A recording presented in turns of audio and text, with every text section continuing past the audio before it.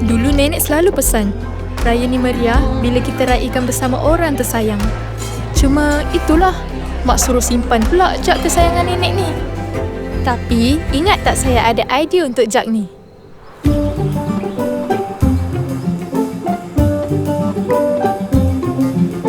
Kenapa sunyi je rumah pagi raya ni?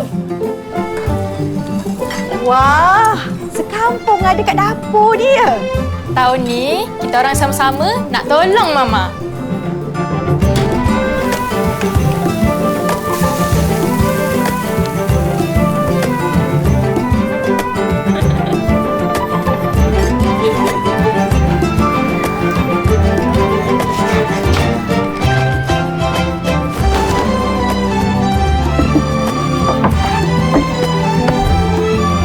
Wah, nenek mesti suka kalau dia nampak korang macam ni. Okey. Alia tahu Mama tengah happy. Tapi Alia ada satu benda nak tunjuk dengan Mama. Jap tahu. Tada! Inilah idea yang Alia cakap hari tu.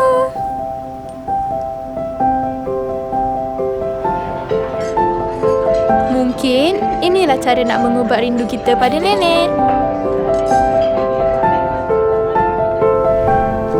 Alia dapat idea ni dari TikTok. Rupa jak kesayangan nenek ni kan dah tak berapa sangat dah.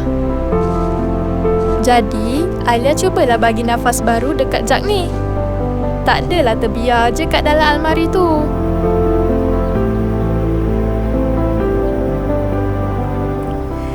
Oh, jadi inilah idea yang Alia sembunyikan daripada Mama hari tu ya? Ha?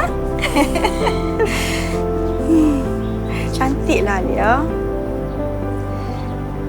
Nenek mesti suka kalau dia tengok ni.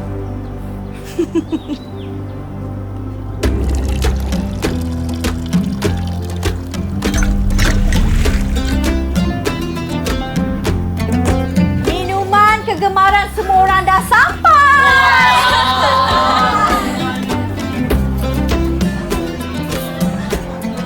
Sebab itulah penting untuk kita segarkan semula tradisi supaya kasih sayang keluarga terus kekal.